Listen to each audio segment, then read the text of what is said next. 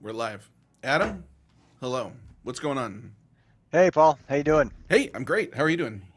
It has been a while. It's been a while. Hope you had a good Fourth. Yeah, Good had a Fourth of great July. fourth.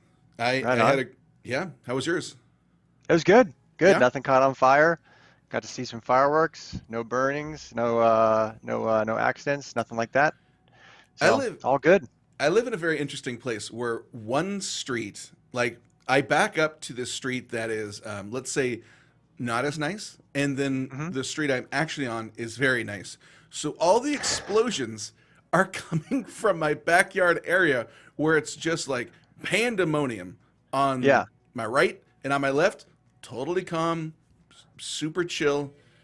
Yeah. But yeah, everything in that side is just explosions and illegal fireworks all over the place, and yeah, Fantastic. hey, Nothing got on the roof. No shingles catching fire, anything like that this year. no, no, That's good. That's but good. I do worry about that, but not enough to go spray down my shingles. So Okay. yeah, Well, then if you're not spraying down your shingles, it's not a real threat. Because Adam, then, we don't yeah. have time for this small talk. We got to Sorry. talk SASE or Sassy. sassy. See, Yeah. here's my issue with it, Adam. Can we have a real conversation? Yeah. It's SASE. The E would jump over the S and make it say its name. I went to school. Yep. Yep. I know, but I Googled it about 5 minutes ago and it says sassy. Gartner came out with it 2019. They had a little thing they put out there called the future of network security in the cloud. Hmm. And according to Gartner and these groups that talk about it, it's pronounced sassy, bro. What about the Sassy. future? What about the future of grammar and the future of pronouncing Yeah, acronyms?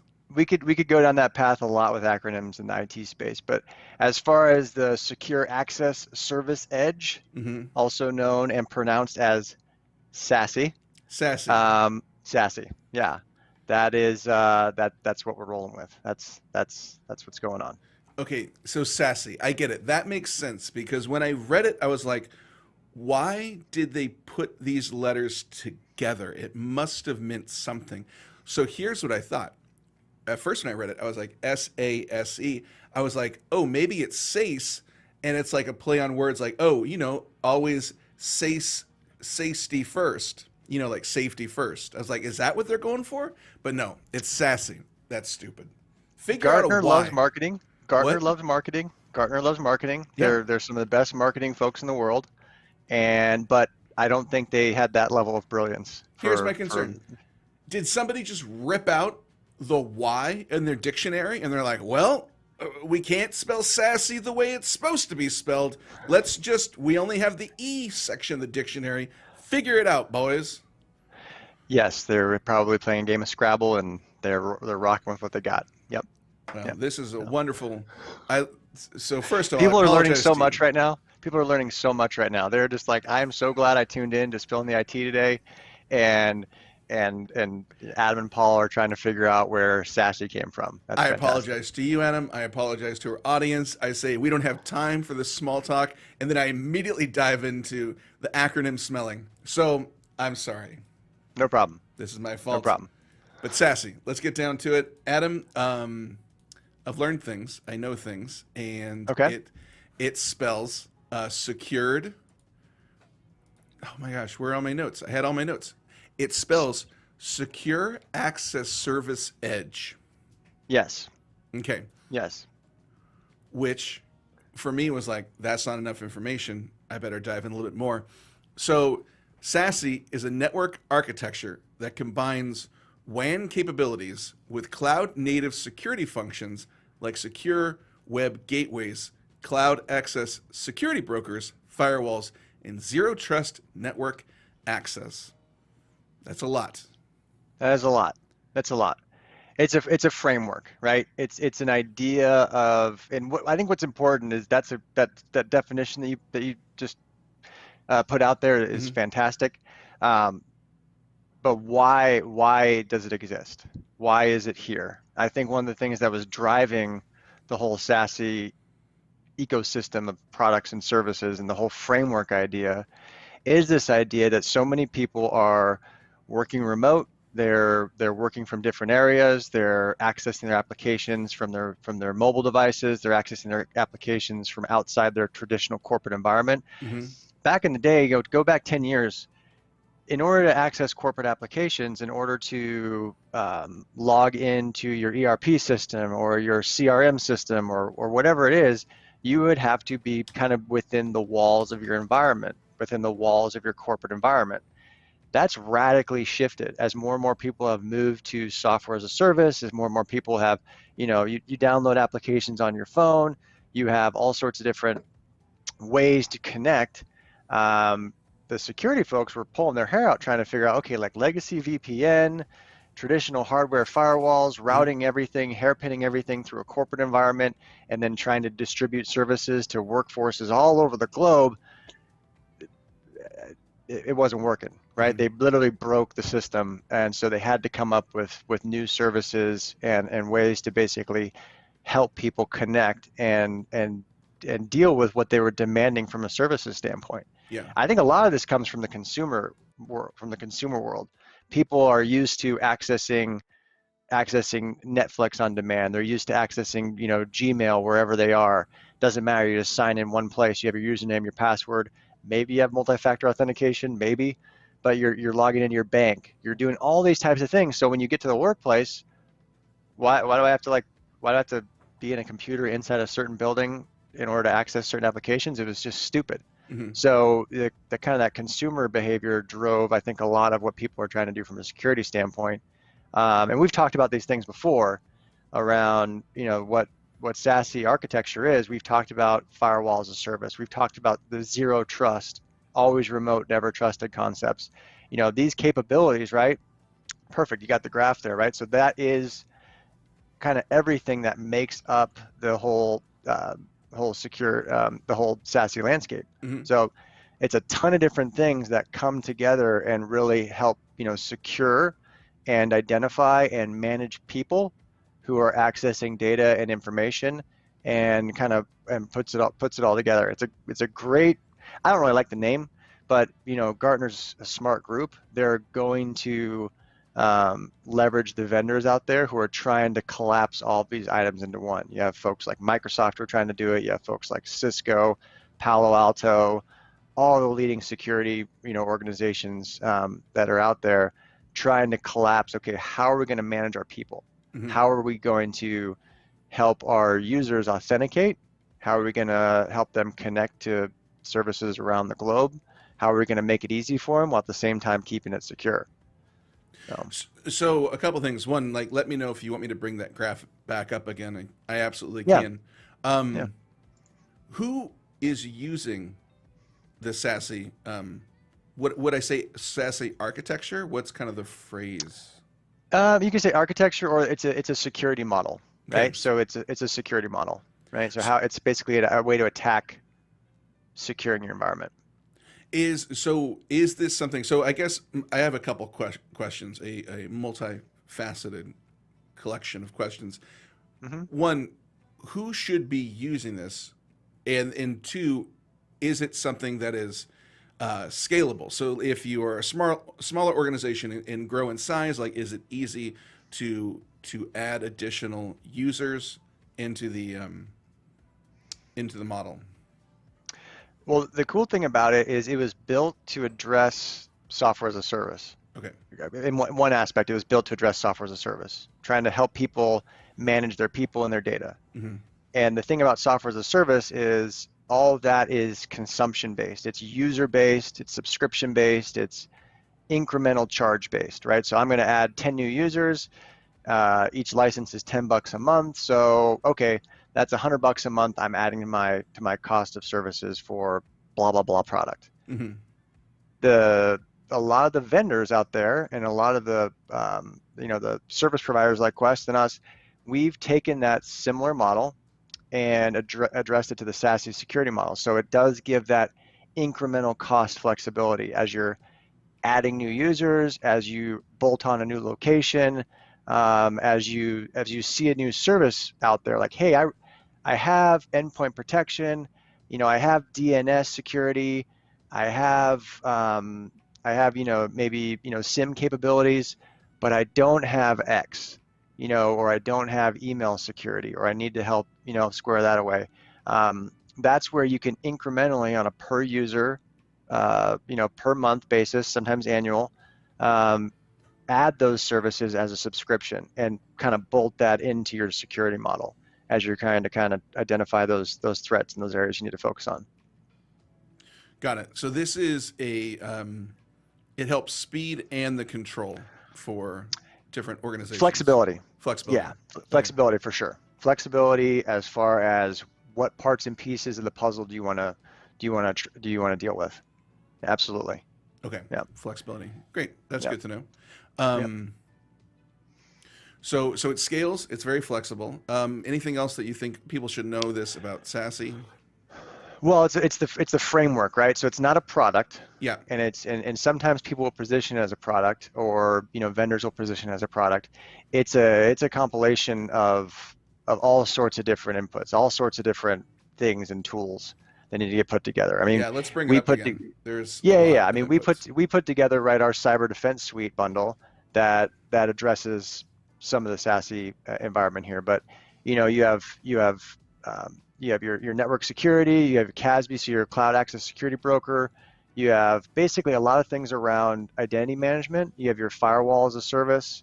All sorts of different services can get bundled together here. So it's a framework that you can address. Zero trust is a big one. So a SASE security model and a solution is going to, regardless of where that user is, it's gonna require authentication and a little bit more visibility of who that person is when they're coming into the corporate environment. So okay. it's a framework, but yeah. No, and I was going to mention, if anybody's watching and like, I don't really know much about Zero Trust, we did, I think 4 or 5 weeks ago, a whole episode on Zero Trust. So, we'll link to that in the description in the comments. So if you just look below this video, we'll have a link over to the Zero Trust one as well. Yep. Okay, so it's a framework.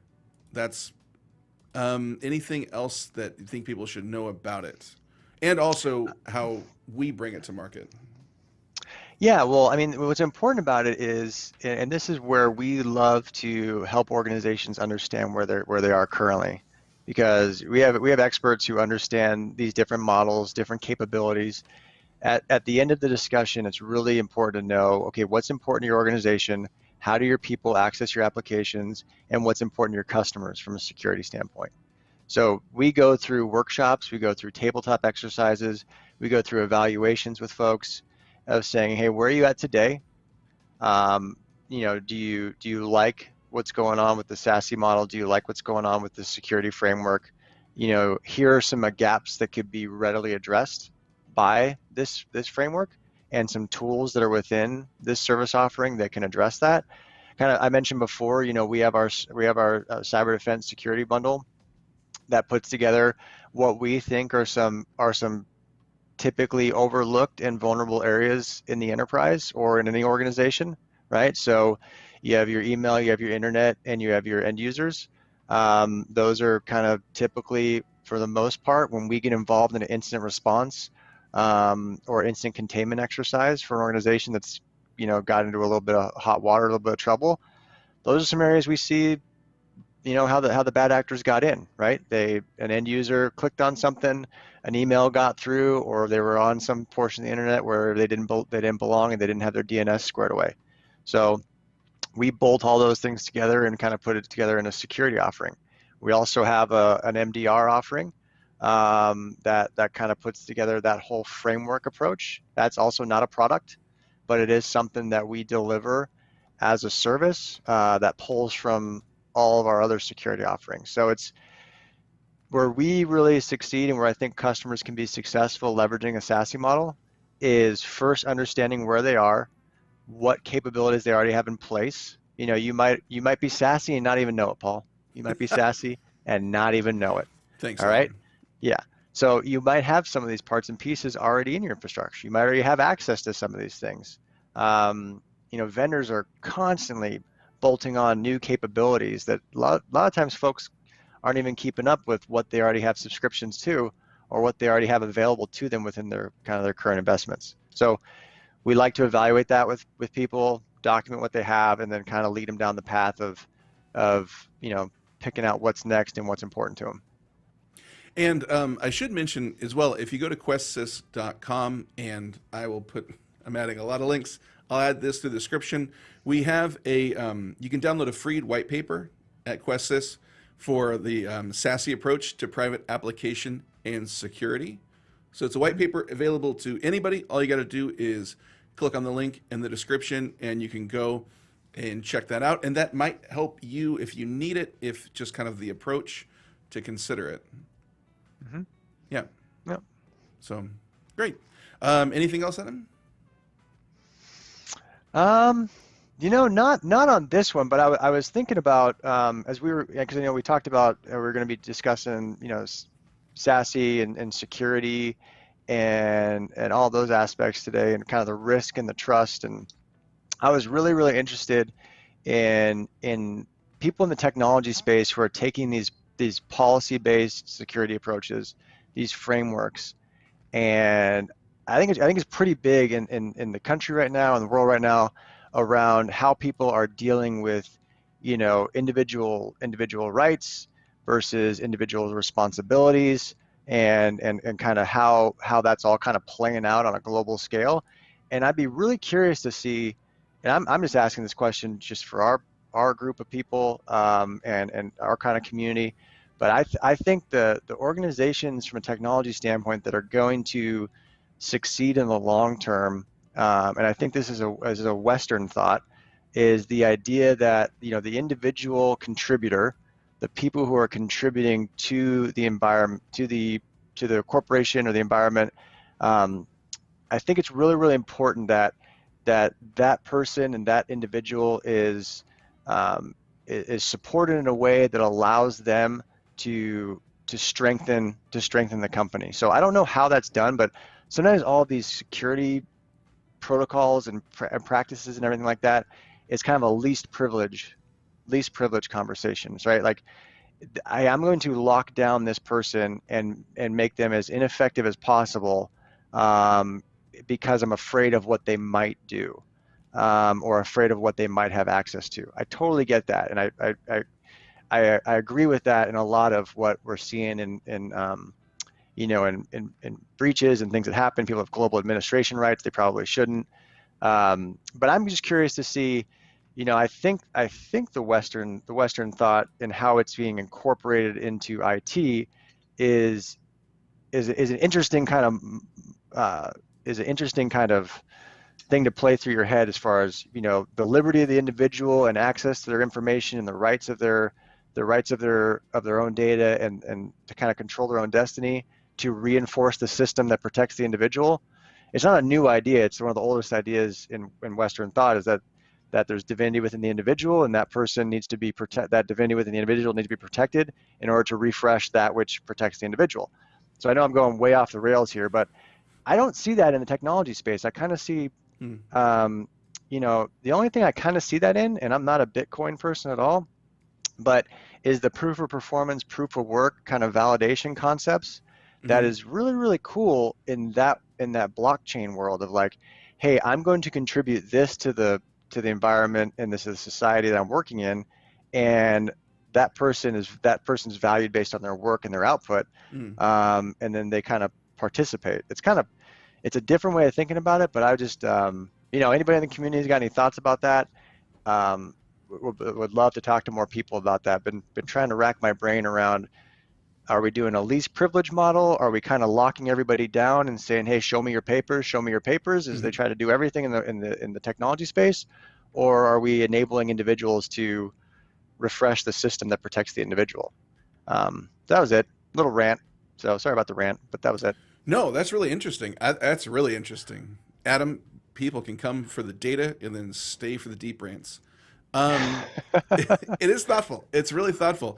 So you think ultimately the winner in this space, or the one who will kind of like emerge more victorious, is the one who kind of allows people the access rather than the constant checking of papers, like you mentioned. Well, I think Or I you'd like to mean, think that, but well, I'd like to think that, that's what I believe, right? I'm an American. I believe in in individual sovereignty and rights. But I also believe that in order to participate in that, you have a responsibility. mhm, Everyone likes to talk about rights, but sometimes you don't necessarily talk about responsibility. And being a responsible actor within an environment, you have to take certain steps. You have to perform certain work. You have to go along with some portions of the rules in order to contribute. So it's definitely a balance. There's no rights without responsibilities. There's no responsibilities without rights. But that's where it's kind of that. I don't see anyone, balancing that aspect of the security framework so far. It's all it's all privilege based. It's all, hey, you're either authorized or you're not, and there's a limited validation as far as how you're kind of moving through that space. do you think it's interesting that because you mentioned uh, Bitcoin or the blockchain, you mentioned blockchain and that the blockchain records all the activities and who does those activities. So it's almost Hmm. like you're responsible because it records everything.